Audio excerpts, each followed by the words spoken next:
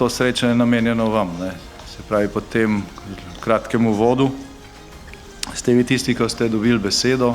Dejstvo je, da smo tukaj zato, da se seznanimo s situacijo, kolikor je ne poznamo, in da skupaj rešujemo odprta vprašanja.